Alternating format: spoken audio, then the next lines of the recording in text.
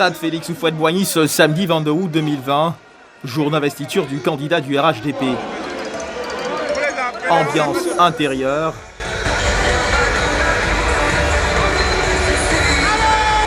Ambiance extérieure. Les à côté. Difficile d'accéder au stade une fois sorti de celui-ci. Côté tribune d'honneur, des officiels du parti marquent leur arrivée. Nous, les responsables politiques du RHDP de l'Ouest et de la Côte d'Ivoire, nous sommes venus effectivement pour démontrer à la face du monde que le président Alassane Ouattara est notre candidat. Et donc c'est cette concrétisation-là que nous sommes en train, à laquelle nous venons participer aujourd'hui. Ceux qui sont dehors sont 2 fois plus nombreux que ceux qui sont dans le stade. C'est ça le RHDP. Les gens ont fait croire que nous avons reporté la cérémonie.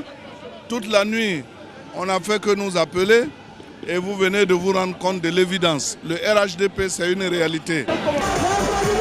Quelques minutes plus tard, le candidat du parti, Alassane Ouattara, fait son entrée dans l'enceinte du stade.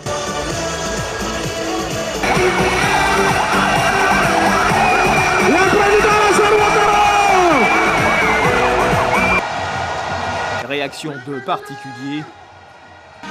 Je suis venu saluer mon candidat, le président Alassane Ouattara. C'est un grand chef, c'est un grand président de la République. Réaction de mouvement de soutien. On est là, vous-même vous voyez, vous êtes témoin ici pour lui dire qu'on est fiers de lui et on va l'aider à être élu le 31 octobre au soir à un coup KO. Ce samedi 22 août 2020 est une date mémorable pour le peuple ivoirien. Parce que c'est la date de l'investiture du candidat Alassane Ouattara. Parce que Alassane Ouattara, c'est un grand bâtisseur. C'est le successeur d'Houphouët-Boigny. Tous ceux qui se reconnaissent en Houphouët-Boigny, aujourd'hui, doivent être portés par la personnalité Alassane Ouattara.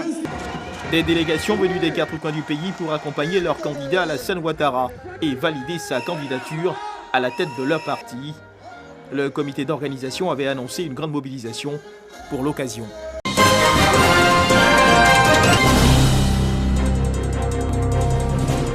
Le conseil municipal de Tabou continue de mener des actions de développement en faveur des populations. Dans le cadre de la mise en œuvre du programme social du gouvernement, le maire Julien Clébé et son conseil municipal apportent un financement aux jeunes et aux femmes des différentes communautés vivant à Tabou. Après la communauté Koumen, c'est au tour de la communauté Oué de recevoir un chèque de 3 millions de francs CFA pour le financement des activités génératrices de revenus. Je ne pouvais avoir comme boussole que ce programme social piloté par le président Alassane Ouattara qui consiste à faire du concret, à mettre à la disposition des populations les moyens qu'il faut pour encourager ceux qui veulent mener des activités génératrices de revenus. Aujourd'hui, c'est la communauté Oué. Hier, c'était 2 villages Koumen. Après, ça sera autour de toutes les communautés pendant les 3 années qui restent. Le député maire nous a offert un chèque de 3 millions avec une tricycle. Cet argent va nous aider. Moi-même qui suis en face de vous, je suis une veuve. Mais si aujourd'hui que le député maire a permis à ce qu'on gagne ce chèque de 3 millions, je suis très contente. Là où je peux manger aussi, c'est là que je vais mettre mon pied.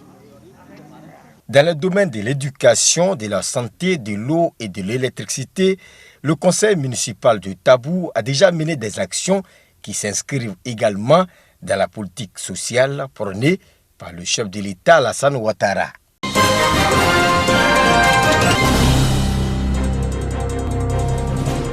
Cinq associations féminines et centres communautaires reçoivent des vivres et des non-vivres d'une valeur de 2 500 000 francs CFA. Une action du Zonta Club d'Abidjan qui vise à soutenir les femmes vulnérables et à briser la chaîne de transmission de la pandémie de la Covid-19. C'est de respecter les mesures barrières. C'est pour notre propre protection d'abord et puis la protection des autres. Donc nous serons un relais dans nos associations pour faire comprendre à nos mamans que ce n'est pas du jeu. C'est vraiment une pandémie qui ne dit pas son nom et elle sévit partout. La remise de ces dons est l'occasion pour le Zonta Club et ses partenaires de sensibiliser ces femmes sur les gestes barrières contre la Covid-19.